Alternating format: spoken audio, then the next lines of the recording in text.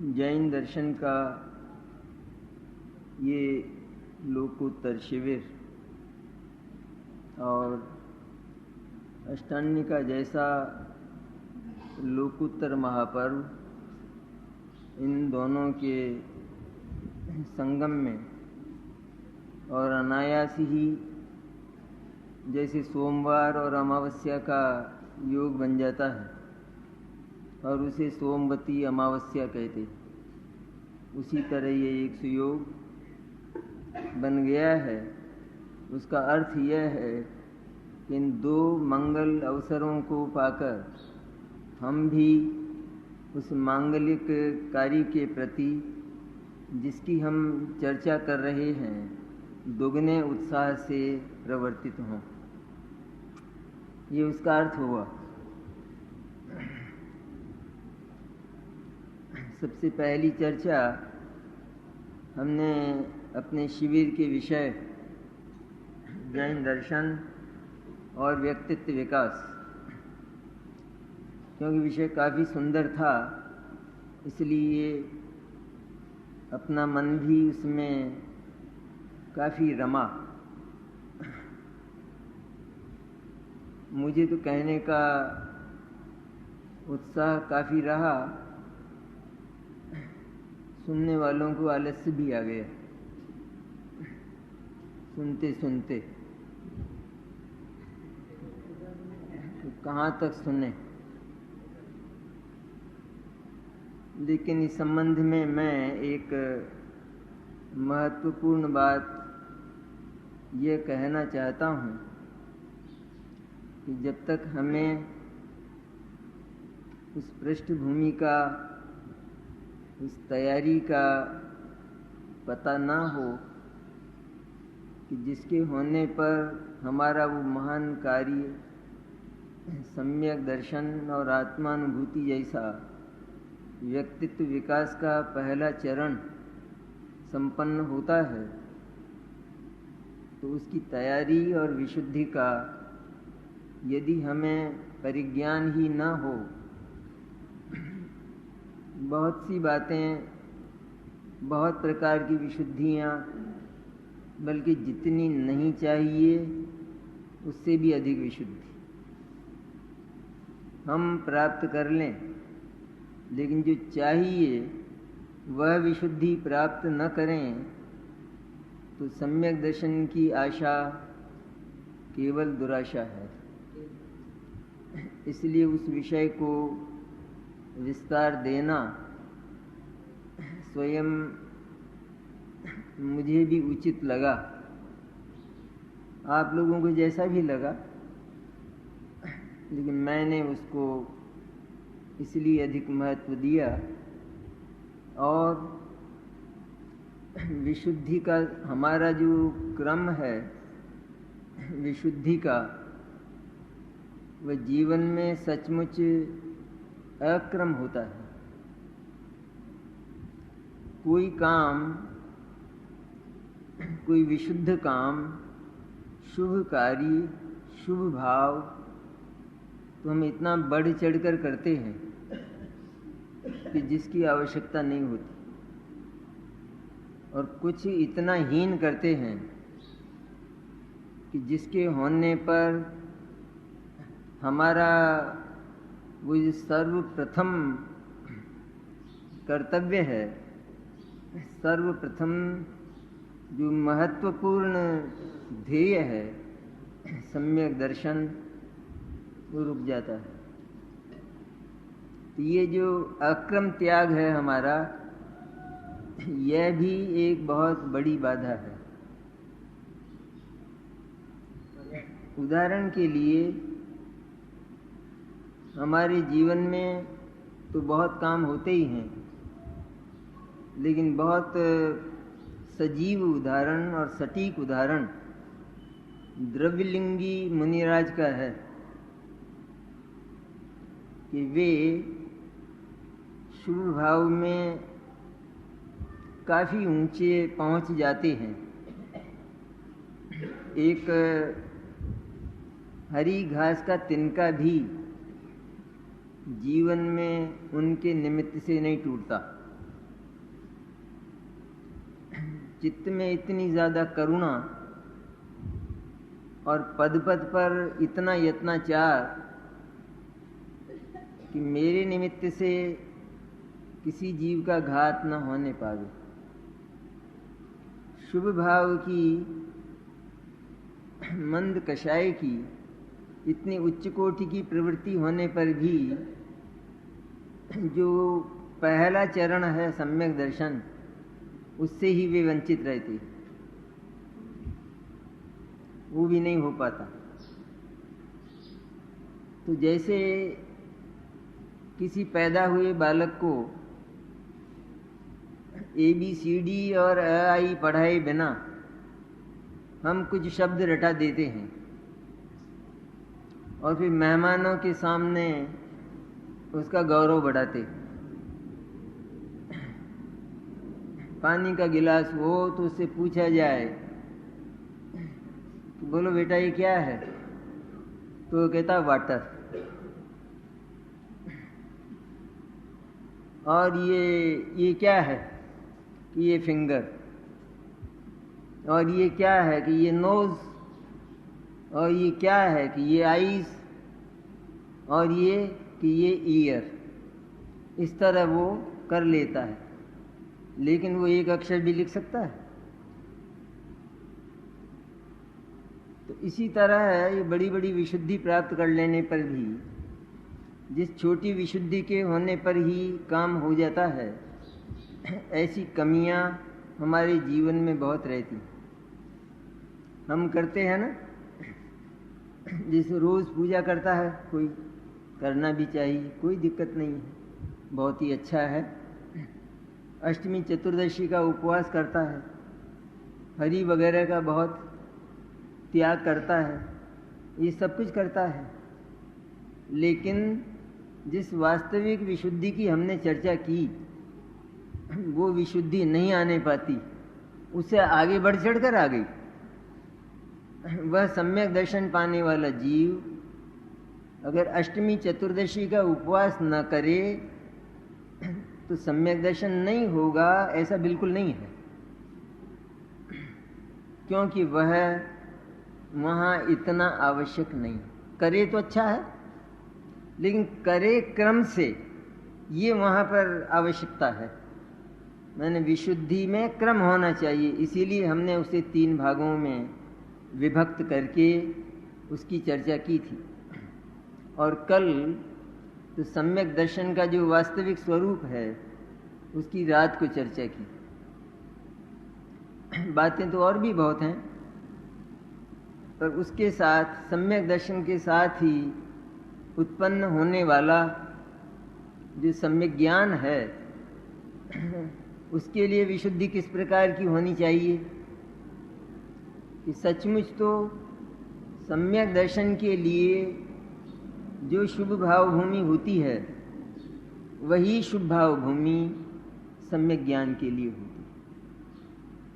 क्योंकि उन्हीं शुभ भावों के होने पर, अर्थात वह हमारी हृदय भूमि नरम होने पर, हमें श्री गुरु से जो तात्विक उपदेश मिलता है, तो वो तत्व का विचार ज्ञान में प्रवर्तित होता है।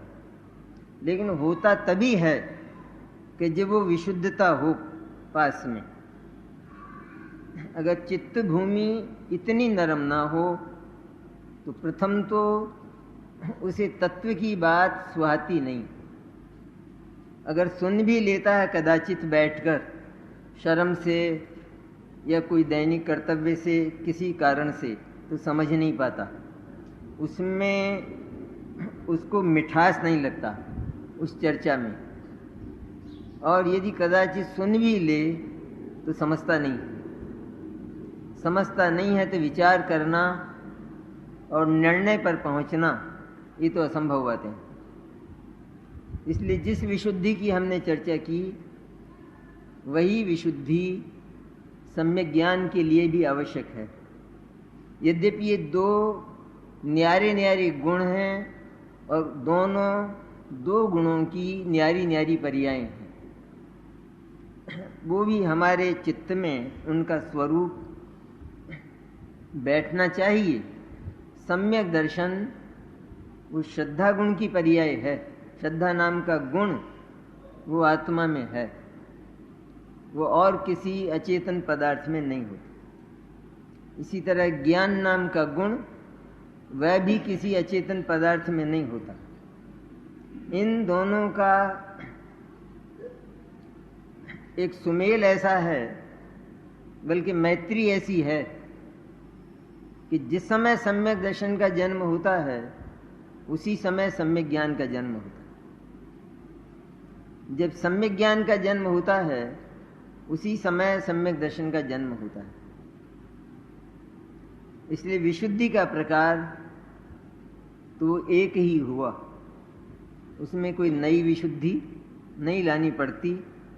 लेकिन इस सम्यक ज्ञान के लिए, जैसे सम्यक दर्शन के लिए भी तत्व विचार सबसे अधिक महत्वपूर्ण था, और तत्व विचार होते होते अंत में तत्व की विविध विचार धारा और विविध चिंतन वो छूटकर केवल एक चैतन्य के गुणों का चिंतन रह जाए और उसकी एक उछलती महिमा चित्त के भीतर रहे। ऐसी महिमा रहे कि मुझे कोई अनुपम अपूर्व जो इस भव की नहीं पर अनादिकाल से जो उपलब्धि मुझे नहीं हुई और जो महाधन है इस विश्व का अक्षय धन, वो उपलब्धि मुझे होने वाली है। इसलिए उस जीव का चित्त, उसका ज्ञान, उसकी श्रद्धा बड़े उत्साहवंत रहते हैं, उसका चित्त बड़ा प्रसन्न रहता है। तत्व विचार में ये शर्त है सबसे बड़ी कि हम तत्व का विचार तो करें, लेकिन उसमें यदि हमें प्रसन्न भाव नहीं है तो उपलब्धि नहीं होगी। क्यों? विचार तो बहुत लंबा कर लें। लोगों को सामायिक का नियम होता है। उस सामायिक के नियम में वे क्या करते हैं कि जिनको ज्यादा अभ्यास नहीं है वो तो 5 पाठ कर लेते हैं। काल अनंत ब्रह्मो जग में सही दुख भारी, हो गई सामायिक पूरी। उधर वो घड़ी जो है वो 48 मिनट पूरा कर गई। ये भी यही चाहता था। अब दूसरा, किसी को यदि विचार करना आवे तो उसने किसी से सुना है अथवा कहीं लिखा है कि ऐसा विचार करना चाहिए। मैं कौन हूँ, मैं कहाँ से आया हूँ, मैंने कैसे कैसे दुख उठाए हैं, मुझे उन दुखों को दूर करने के लिए क्या करना चाहिए। सम्यक दर्शन, सम्यक ज्ञान, सम्यक चारित्र ही उसके उपाय हैं। इसलिए मुझे शीघ्र ही उनका प्रयत्न करना चाहिए। ये विचार करके और उसकी सामायिक पूरी हो। लेकिन वो ये नहीं समझ पाया कि सम्यक दर्शन क्या वस्तु है और वो कैसे होता है, ज्ञान क्या है और वो कैसे होता है। विचार तो कर लिया और उस विचार में उसे वो विशुद्धि तो हो गई, कषाय की मंदता तो क्यों दुख लगा ना उसे, अरे बहुत कष्ट पाया और अब ये कष्ट सहा नहीं जाता। इस तरह विशुद्धि तो हो गई, पर उस विशुद्धि से जो काम लेना था उस समय, उसका जो उपयोग करना था, अर्थात तत्व का स्वरूप समझकर तत्व का वास्तविक विचार करना था, और उसमें सुख और दुख दोनों शामिल है। तो प्रसन्न भाव, पर प्रसन्न भाव में भी जब वो अजीव पर विचार करता है तो उसे लगता है कि जो स्पष्ट ही भिन्न है, अब इस पर ज़्यादा क्या विचार करूं, और ज़्यादा इसे जानने की आवश्यकता भी नहीं। तो आश्रव कि आश्रव सचमुच मेरे लिए बड़ा दुखद रहा। यही एकमात्र जीवन में कष्टप्रद तत्व है कि जैसे किसी आंगन में विष का पौधा पैदा हो जाता है और वो सारे घर का नाश कर देता है, इसी तरह चैतन्य के असंख्य प्रदेशी आंगन में ये विषैला आश्रव का पौधा मैंने पैदा किया। तो इस तरह चित्त में दुख भी होता है, लेकिन वो दुख उस प्रसन्नता का उल्लंघन करके आगे नहीं जाता, क्योंकि वो ये जानता है कि अब मुक्ति की कला मेरे हाथ आ गई है।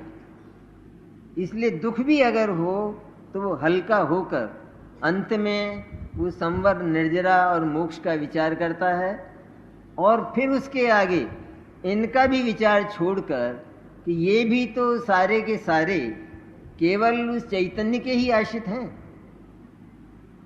क्योंकि इनका विचार करने से तो एक कदम भी, एक चरण भी आगे बढ़ना नहीं है।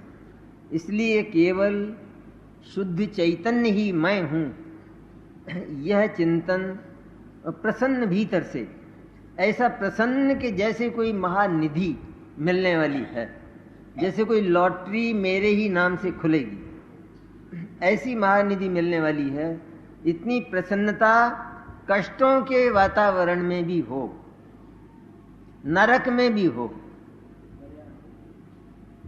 नरक में भले ही नारकी उसे सता रहे हो, वो सताना तो कोई हम कल्पना कर सकें यहाँ, वो संभव नहीं। वहाँ का तो वातावरण ही इतना इतना जिसे अपन प्रतिकूल कहते हैं, तो वो वातावरण ही ऐसा कि न सर्दी सही जाए न गर्मी सही जाए, भयंकर मैंने सारा चारों तरफ से मैंने कष्ट की चरम सीमा। ये सब होने पर भी जब उस जीव को पूर्व प्रयोग से पहले किसी सद्गुरु से चैतन्य की महिमा सुनी थी और उसे ये धारणा हुई थी कि मैं वास्तव में मात्र शुद्ध चैतन्य हूँ।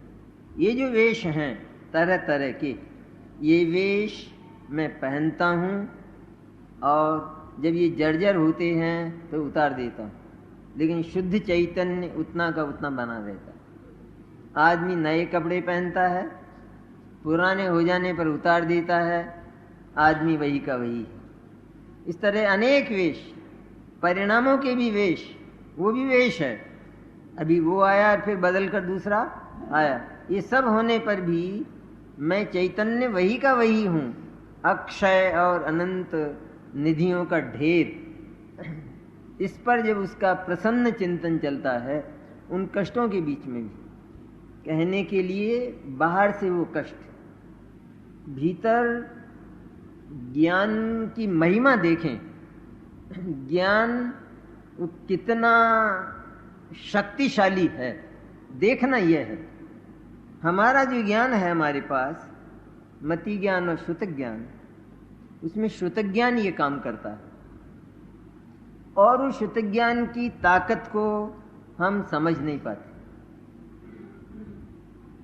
उस श्रुत ज्ञान की ताकत यह है, कितनी ताकत कि चाहे बाहर से कितने ही कष्ट, कैसी ही व्याधियां, कुछ भी हो, लेकिन जिस ज्ञान में चैतन्य का महिमा में स्वरूप समझ में आया, और जिसने ये संकल्प किया कि मैं उस चैतन्य में निष्ठ होकर ही, उस चैतन्य को पाकर ही मैं रहूंगा, ऐसे निधान को, तो वो ज्ञान उस चैतन्य के स्वरूप के प्रति बड़े प्रसन्न भाव से एकाग्र हो जाता है। और यह काम भीतर ही भीतर इतना गुप्त होता है कि बाहर की जो हवाएं हैं, गर्म हवाएं, उपसर्ग और परिसर, ये उसका स्पर्श नहीं कर पाते।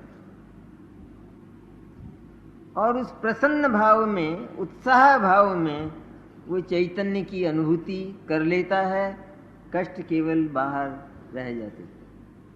तो हमें तो उन कष्टों की अपेक्षा सुविधाएं बहुत हैं, लेकिन कभी हमने एक दिन भी, एक दिन तो बहुत बड़ा होता है, हम सोचते हैं एक क्षण भी इसके लिए नहीं दिया, क्योंकि हमें आत्मा की बात सुनकर आत्मा कोई महापदार्थ है इस विश्व का और वो स्वयं मैं हूं, ऐसा जानकर गौरव नहीं आया। कोई जगत का सबसे बड़ा धनपति हो तो बाहर से तो लोगों को नमस्कार करे, हाथ जोड़े, अभिवादन करे, भीतर से उसे गौरव कितना रहता है। कि अपने को कभी उधार लेना पड़े तो कैसी बहकी बहकी बातें करता है, तुझे उधार लेना पड़ेगा? तू तो इस जगत को निहाल कर सकता है, तेरे पास इतना अटूट है। तो वो प्रसन्नता और ये शर्त स्वयं आचार्य ने भी दी कि तत्प्रति प्रीति चित्तेन येन वार्तापि ही श्रुता निश्चितम स भवेद भव्यो भावी निर्वाण भाजनम। कितनी बढ़िया है बात। तत्प्रति, उस चैतन्य के प्रति प्रीति चित्त से जिसने उसकी बात भी सुनी। बात सुनते हैं तो कोई बात तो आई गई हो जाती है, किसी बात में इतना चित्त लगता है कि once more once more once more, और लोग थकते नहीं, और कहिए और कहिए, एक बार और, वो कविता और बुलवाइए एक बार, संयोजकों से ये कहा जाता है वंस मोर। ये वंस मोर कहा कभी किसी ने? कि आत्मा की बात तो बड़ी बढ़िया लगी, बहुत मीठी लगी, बड़ी सुंदर लगी, ये खुराक तो बड़ी तृप्ति प्रदायिनी है, तो वंस मोर।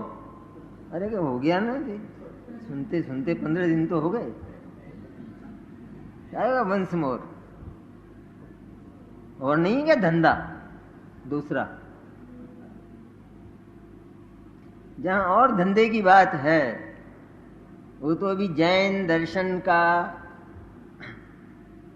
उसकी वर्णमाला भी नहीं समझता, क्योंकि उसे यही मालूम नहीं है कि केवल यही धंधा, यही व्यवसाय मुझसे हो सकता है, दूसरा व्यवसाय न तो मैंने आज तक किया और न होना। क्योंकि कर्ता कर्म के महापाप का ही अंत नहीं हुआ तो चैतन्य के चिंतन का तो प्रश्न ही नहीं उठता। जहां सम्यक दर्शन ज्ञान चारित्र की पर्याय के प्रति भी कर्ता कर्म भाव छूट जाता है तो वहां मिट्टी के ढेलों के प्रति कर्ता कर्म भाव कहां रहेगा? तो वही नहीं छूटा है उसे तो। इसलिए प्रसन्न भाव की बहुत आवश्यकता है और वही तैयारी सम्यक ज्ञान के लिए चाहिए। तो सम्यक ज्ञान में वो जो विशुद्धि है वो तो चारित्र की विकारी दशा, सम्यक दर्शन में भी वही बात, ध्यान से सुनने की है बात, जिस विशुद्धि की, जिस शुभ भाव की, जिसका असली नाम मंद कषाय अथवा पुण्य भाव, वो है चारित्र की विकारी दशा, मंद दशा।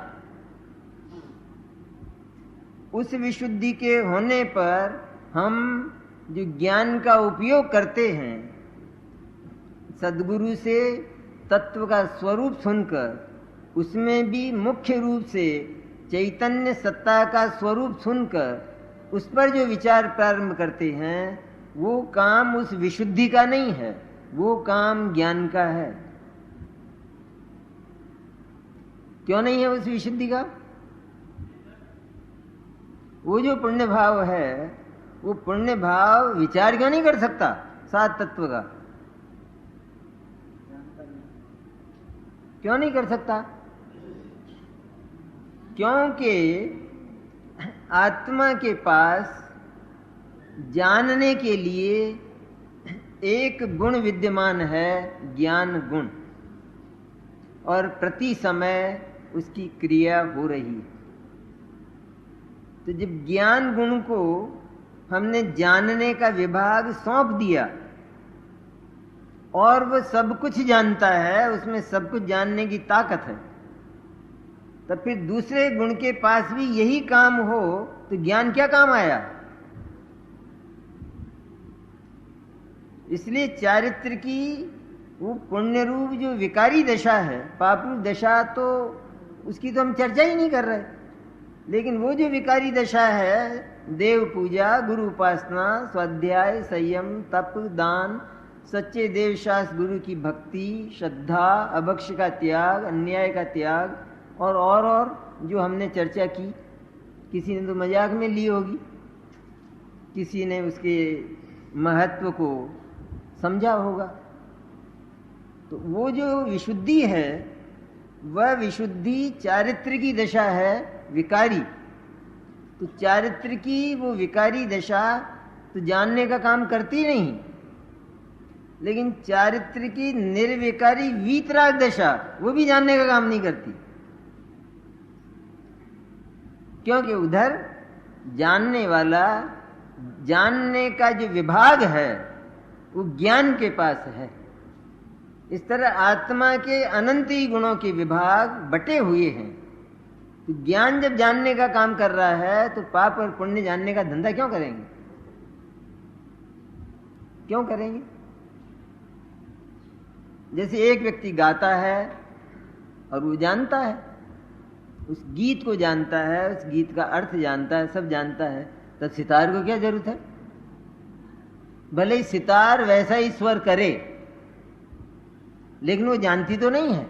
जैसा स्वर ये बोलता है और जानता है, सितार में भी वैसा ही निकलता है ना। हारमोनियम में जैसा ये गाता है, तो हारमोनियम में भी उसी प्रकार का स्वर उतार चढ़ाव करता हुआ निकलता है। लेकिन हारमोनियम जानता है? नहीं तो क्यों नहीं जानता? कि क्या जरूरत है, वो है तो सही जानने वाला। मैं तो उसके साथ साथ ये स्वर करता हूं। इसलिए दो काम बिल्कुल न्यारे न्यारे हैं, तो फिर उसकी क्या जरूरत है?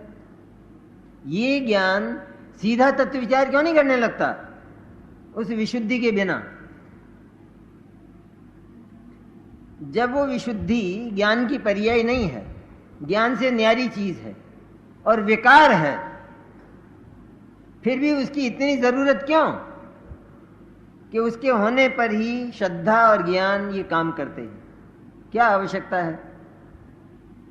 तो क्या उत्तर है इसका? कि आत्मा के गुणों में एक ऐसा संगठन है कि जब वहां कोई महान मांगलिक कार्य होता है तो उसमें एक नहीं सारे गुण सहयोग करते हैं।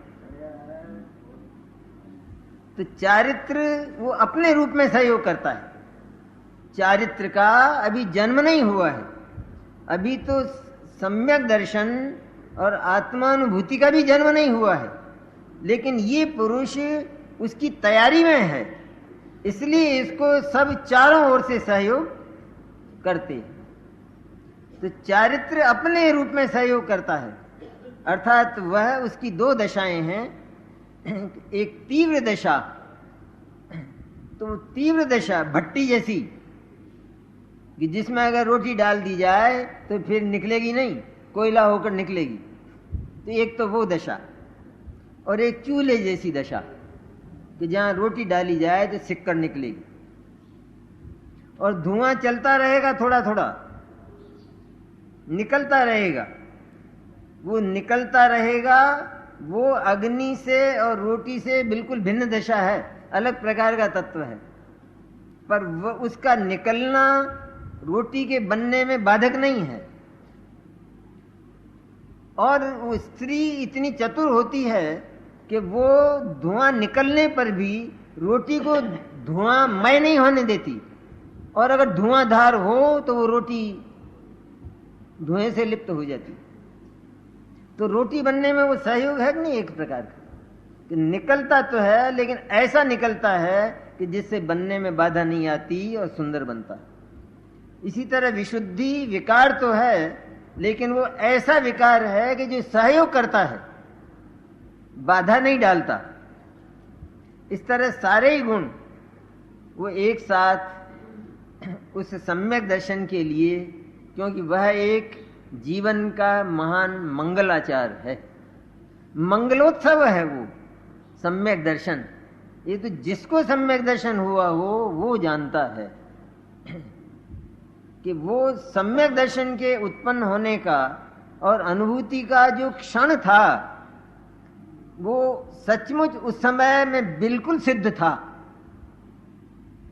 और सिद्ध जिस आनंद का अनुभव करते हैं उसी आनंद का मैं अनुभव कर रहा था। सिद्धों में और मेरे में कोई भेद मुझे नजर नहीं आ रहा था। ऐसा मांगलिक कार्य, उसके लिए तैयारी कैसी होना चाहिए उसकी हमने चर्चा की थी। और वही तैयारी सम्यक ज्ञान के लिए अपेक्षित होती है। ये कहां पूछने की बात है। इसी तरह कैसे हो हमारे परिणाम कि वो लैटिन की साड़ी जैसे पाप के, तो बढ़िया से बढ़िया उज्जवल परिणाम हो कि जिससे निकट ही सम्यक दर्शन की प्राप्ति हो। वो विशुद्धता सम्यक दर्शन में भी निमित्त, मैंने उसके होने पर भीतर से सम्यक दर्शन के प्रति उत्साह जागा हो, मैंने शुद्ध चैतन्य के प्रति उत्साह जागा हो, तो वो विशुद्धि काम की है, अन्यथा किसी मतलब की नहीं है। अब सम्यक ज्ञान के लिए भी, क्योंकि सम्यक ज्ञान में भी तत्व विचार की मुख्यता है। गुरु से सुना सम्यक ज्ञान भी वही उसी तरह होता ना पैदा।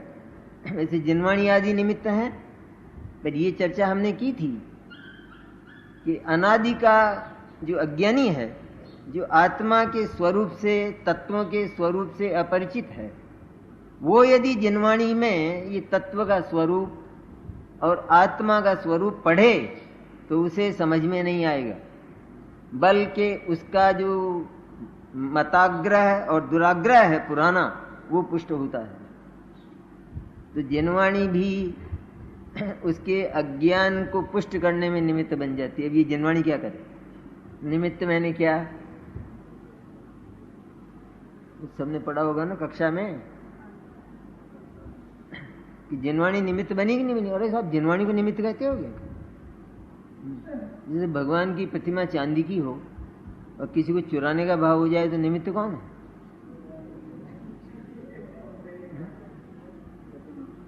निमित्त कौन है? भगवान की प्रतिमा नहीं है निमित्त। तो हमारे तो कहते ही जरा कलेजा धधकता है, धड़कता है, भगवान को निमित्त कहें चोरी का। अरे पर निमित्त मैंने को वो कुछ करता ही नहीं है ना। ये तुम्हारे परिणामों का उत्तरदायित्व है सारा, कि उनको देखकर भगवान ने तो वे परिणाम पैदा किए ही नहीं, लेकिन उनको देखकर जिसके परिणामों की ही दुर्दशा है तो उसको वो परिणाम पैदा होगा। तो किसको देखकर ये परिणाम पैदा हुए उसका नाम निमित्त। वहां कौन था? किसी का चमर पर हो जाए, किसी का छत्र पर हो जाए, किसी का गोलक गुप्त दान पर ही हो जाए, तो बहुत है ना बातें। तो इसमें निमित्त बिल्कुल भी उपादान के कार्य का उत्तरदायी नहीं, क्योंकि यदि हम ये माने कि वो भी कारण है, वो भी वास्तव में जो कारण है, तो फिर वो करता भी है। तो जो कारण है सजा तो उसको होती है। तो वो प्रतिमा यदि कारण है अथवा साक्षात भगवान अरहंत यदि इस प्रकार के परिणामों में कारण हो, तो फिर सजा का पात्र कौन होगा? किसको होगी सजा? इसलिए वहां कारणता बिल्कुल नहीं है, निमित्त की आवश्यकता होती है। ये प्रकरण दूसरा है, वो अपने को भी बात नहीं करना। हमें तो चर्चा ये करना है कि सम्यक दर्शन के साथ जो सम्यक ज्ञान होता है तो उसके लिए वायुमंडल कैसा चाहिए, कि विशुद्धि तो वैसी ही होती है जैसी सम्यक दर्शन में हुई, और तत्व विचार भी वही होता है। इतना होता है कि मनुष्य पर्याय हो और हमने गुरु से तत्व का और आत्मा का स्वरूप सुना, तो हम उसे जिनवाणी को पढ़कर पुष्ट कर लेते, क्योंकि अब हमारा ज्ञान सही हो गया। इसलिए जिनवाणी पढ़ते हैं तो वो नए के द्वारा सही समझ में आती है।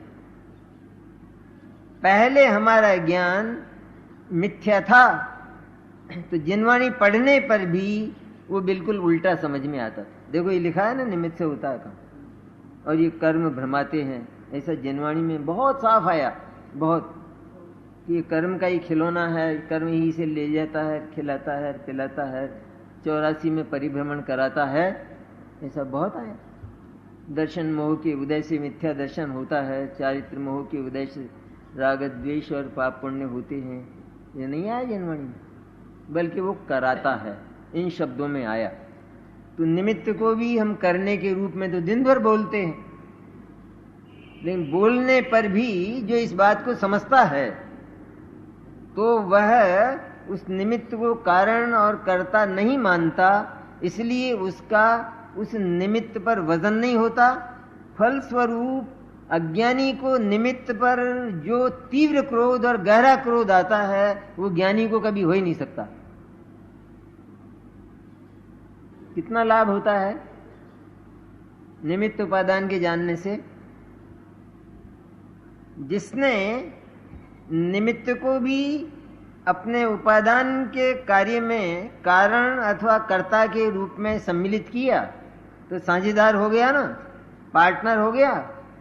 तो अब वह जिस समय कोई कार्य होगा तो सबसे पहले तो निमित्त की तलाश करेगा, किसके कारण हुआ है, कौन था, किसका मुंह देखा था आज मैंने सवेरे जो दिन भर यूं ही गया, तो वो उसकी तलाश करेगा, फिर उस पर गुस्सा करेगा, उसको गालियां देगा।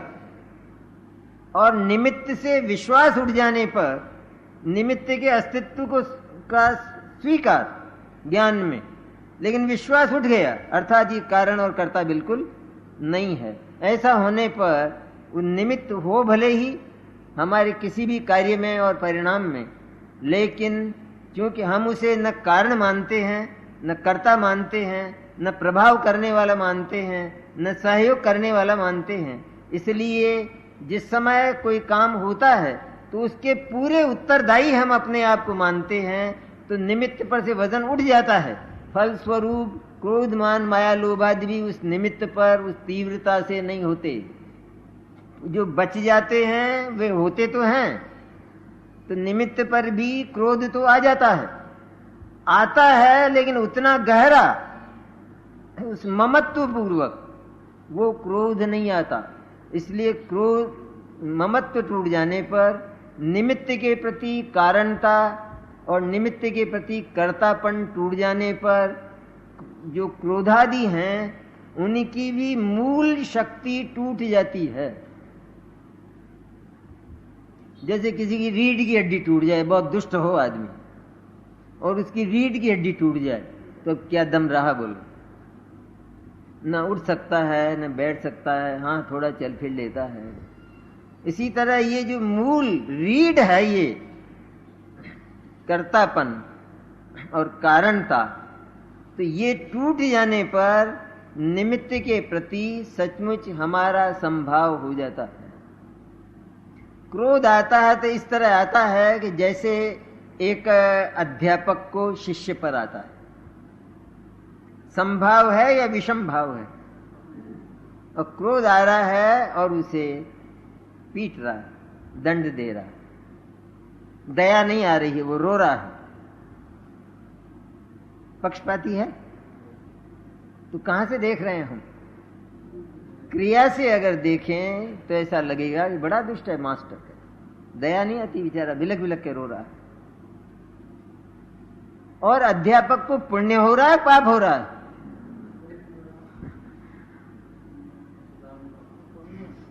पाप लग रहा? क्यों नहीं लग रहा है? क्योंकि उसकी भावना सुधार की है और कोई भी विद्यार्थी उसे बड़ा और छोटा नहीं दिखाई देता। सभी विद्यार्थियों के प्रति उसकी ये भावना है कि ये सफलता को प्राप्त करें। लेकिन तो भी क्रोध आया तो उस क्रोध की है कोई कीमत? कोई कीमत नहीं। आया और चला गया, तो इसे कहते हैं गेय कोटि। ये सारे के सारे आ जाता है, ठीक है, लेकिन उसके प्रति मुझे कोई प्रीति नहीं है, उसका मुझे कोई अवलंबन नहीं है। तो इस तरह जब तत्व के स्वरूप को जानता है, हम ये पूछ सकते हैं कि सब तत्व विचार करने से उस चैतन्य की अनुभूति में क्या निमित्तता होती है, क्या सहयोग होता है। तत्व विचार, तत्व तो न्यारे न्यारे हैं। हमने पहले अजीव पर विचार किया, फिर आश्रव पर किया, फिर बंध पर किया। मनुष्य पर्याय की अपेक्षा बोलता हूँ, पर तिर्यंच भी कर लेता है, क्योंकि उसको तो भाव तो आ ही गया है सातों तत्व का, तो वो भी कर लेता है। तो ये सब करने पर सचमुच उसके परिणामों की वो जो विशुद्धि है वो गिर नहीं पाती। तो आश्रव पर विचार कर रहा है तो उसे लगा कि अरे यह आश्रव स्वयं मेरा उत्पन्न किया हुआ, मेरे अज्ञान से इसका जन्म हुआ और मेरे कष्टों का सारा उत्तरदायी मैं हूं। मैंने क्या किया है ये समझदार होगा। गुरुदेव ने तो ये कहा कि तू तो ज्ञान और आनंद का पुंज है, तेरे पास निधान है उसके, और मैंने ये ज्ञान का पुंज होकर ये कैसा कुकर्म किया है। इस तरह एकदम उसके चित्त में और विशुद्धि, उधर विशुद्धि है तो तत्व विचार कर रहा है, तत्व विचार करता है तो विशुद्धि और बढ़ती है। कोई तत्व विचार के बिना हो एक तो विशुद्धि, और एक तत्व विचार पूर्वक। तत्व विचार वो विशुद्धि नहीं। क्या है दोनों में अंतर? तत्व विचार वो तो ज्ञान की है दशा, जो विशुद्धि है वो चारित्र की पुण्य रूप दशा है। दोनों न्यारे न्यारे। लेकिन जब ये तत्व विचार करता है तो इसके परिणाम इतने निर्मल होते हैं कि उधर विशुद्धि बढ़ती जाती है स्वतः ही। इसी को लब्धियों का बढ़ना कहते हैं। देशना लब्धि से प्रायुग्य में गया, और प्रायुग्य में जो बहुत सारे काम होते हैं, अपन ने तो कल करण तक भी, आत्मानुभूति की भी बात कर ली थी ना, लेकिन आज चर्चा सम्यक ज्ञान की है तो भेद जरा समझने लायक है कि निमित्तता तो लगभग एक सी होती है। इतना और होता है मनुष्य पर्याय हो और गुरु के संयोग में तत्काल आत्मानुभूति ना हो, तो गुरु ने इस जिनवाणी के रहस्य को खोलने के लिए हमें जो कला बताई, जो फॉर्मूला बताया, उसको अप्लाई करते हुए हम जिनवाणी पढ़ते हैं, और उस जिनवाणी में भी मुख्य रूप से उसी चैतन्य की महिमा ही पढ़ते हैं। उसका मन फिर किसमें लगता है कि एक तो अशुद्ध धारा है जीवन की, कलुषित धारा, पाप पुण्य की, क्रोधमान माया लोभ की, ये मेरे में होते रहे, देखो कैसा मैंने कुकर्म किया। पर ये तू कब तक करता रहेगा? यदि यही करता रहा तो फिर जो वास्तविक कार्य है आनंद की अनुभूति का, वो कब होगा तेरा, और कौन करेगा उसे? इसलिए जैसा लोग कहते हैं कि दोषों का विचार खूब करना चाहिए, और उन दोषों के विचार से निर्दोषता आती है कि ये बात झूठ है। इतना अवश्य है कि निर्दोष की प्राप्ति के लिए दोषों का ज्ञान और दोषों का विचार अवश्य होना चाहिए, क्योंकि अगर दोष को ही स्वीकार न करे तो निर्दोष के लिए प्रयत्न क्यों करेगा? इसलिए दोष को स्वीकार करता है, उस पर पश्चाताप करता है गहरा, अरे रे इतना बड़ा होकर और मैंने ये घी में चर्बी मिलाने का काम किया और सारे हिंदुस्तान में बदनाम हो गया, ये मेरा काम था। तो कितना पश्चाताप हुआ, तो परिणामों में विशुद्धि कितनी आई। परिणाम में विशुद्धि आई तो तत्व विचार और गहराई से होने लगा। इस तरह हर तत्व के स्वरूप को जाना विचार करते हुए, अरे सुखद तो संवर और निर्जरा अर्थात सम्यक दर्शन, ज्ञान और चारित्र है, और वो मेरा कर्म है, और मोक्ष तो परम सौख्य रूप दशा है। ये जाना, ये जानकर भी फिर अभी भेद विज्ञान बाकी रह गया। भेद विज्ञान का अंतिम चरण बाकी रह गया कि तत्व विचार में ज्ञानात्मक विकल्प होने पर भी सचमुच उन ज्ञानात्मक विकल्पों से आत्मानुभूति नहीं होती, क्योंकि उन विकल्पों में, विकल्प माने विचार जो ज्ञान के बने हुए हैं, उनमें तरलता है, चंचलता है। कभी एक गुण का विचार करता है, फिर दूसरे गुण का विचार करता है। उस तरलता में कभी भी अनुभूति नहीं होती। मन के विचारों में तरलता हो तो इंद्रिय के एक भी विषय का भोग नहीं हो सकता और स्वाद नहीं आ सकता। इसलिए वो तरल वृत्ति है। तो स्वयं इसको कि जो आत्मा का गहराई, तत्व का गहराई से चिंतन कर रहा है और बल्कि उससे आगे उसे छोड़कर, अर्थात दोषों का विचार किया, निर्दोष पर्यायों का जन्म इस तरह होगा, उसकी प्रसन्नता, और फिर उन सबको छोड़कर केवल अकेले शुद्ध चैतन्य की धारावाहिक चिंतन धारा चल पड़ी। लेकिन यहां भी उसे तृप्ति नहीं, क्योंकि भूखा आदमी तो ये कहता है कि तुम तो ये बताओ खाने को कब मिलेगा, ये तो तुम गीत गा रहे हो, तो इससे तो मेरा पेट भरता नहीं, और तुम कहो तो मैं भी गीत गाने लगूं, देखें पेट भर जाए। तो वो अगर गीत गाने भी लगे उस भोजन के, उस भोजन पर एक कविता बना ले और उसको गावे, तो पेट कितना भरा। और यदि उस भोजन के संबंध में उसे स्निग्ध विचार ही ना आवे, भूख लगी है ना, तो विचार किसका आएगा और किसका आना चाहिए? कि भोजन का ही बड़ा स्निग्ध, मीठा और मधुर विचार आना चाहिए। ऐसा नहीं खा लेंगे क्या है, पेट भरना है, डालना है खड्डे में, यूं यूं जैसे ये वीतरागी संत करती है ना, कई अरे खड्डे में डालना है और क्या है, जैसे गुणस्थान ही छठे को ही बुलांग रही हूं, जैसे आर्यका से आगे, ऐसा खड्डा भरना है। अरे ये खड्डा भरना है, इसका नाम वीतरागता नहीं। मैं नमक वमक नहीं लेता हूं मैं। और ये देखो ये ज्ञानी, ये खाना खाते हैं और नमक मांगते हैं। अरे बिना नमक के ही खा लो, उसमें क्या फर्क पड़ता है? तीन ज्ञानियों की दशा देखो, और एक हम हैं कि जो कभी आत्मा की बात नहीं करते, लेकिन नमक नहीं लेते, मांगते नहीं।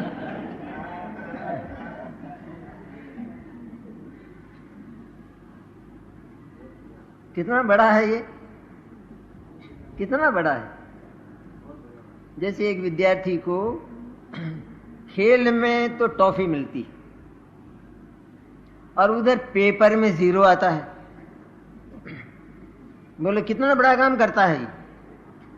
मैंने एक कक्षा आगे बढ़ नहीं पाता और खेल में वो पदक लाता है, सोने का लाता है, चांदी का लाता है, टॉफी लाता है, जीत कर आता है, और बड़ा गौरव, और उसकी सवारी निकले, ये सब होता है।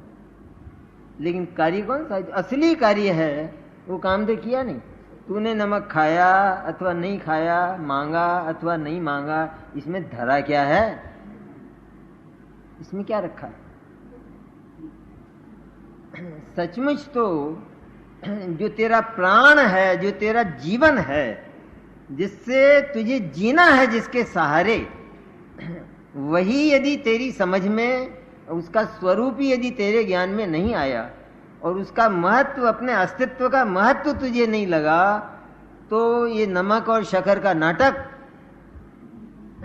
ये कुछ थोड़ा भी सहयोग करने वाला नहीं, जरा भी। तो क्या करें साहब, छोड़ दें कि ये फैसला मेरे को नहीं करना, तो जैसा तुम्हारा भाव हो वैसा करो। लेकिन उपदेश तो ये है कि हमेशा ही त्याग क्रम पूर्वक होना चाहिए। अक्रम का त्याग वह कार्यकारी नहीं होता, निमित्त रूप भी नहीं होता। ऐसा जिसे कोई मर्यादित भोजन करता है ना, मर्यादित भोजन, और छल कपट भी करता है उस मर्यादित भोजन में ही, छल कपट। जैसे किसी ने शुद्ध रबड़ी रखी और उस शुद्ध रबड़ी में चींटी थी, तो वो यूं देखे और बतावे उसको, फिर उसको बतावे भोजन बनाने वाले, अरे महाराज इलायची है, चींटी नहीं है। अब इसको भ्रम तो हो गया, चींटी का भ्रम हो गया, लेकिन फिर भी खा गया। तो क्या खाया? इलायची खाई, चींटी खाई। और वो मान लो चींटी नहीं होती, इलायची ही होती, या और कोई इस तरह का मेवा होता, दिखता चींटी जैसा, और इसको भ्रम चींटी का हो गया और उसने निवारण करने की चेष्टा की तो भी निकला नहीं, भीतर ही भीतर ऐसा रहा, और फिर ये उसे खा गया तो भी चींटी खाई। हिंसक हुआ।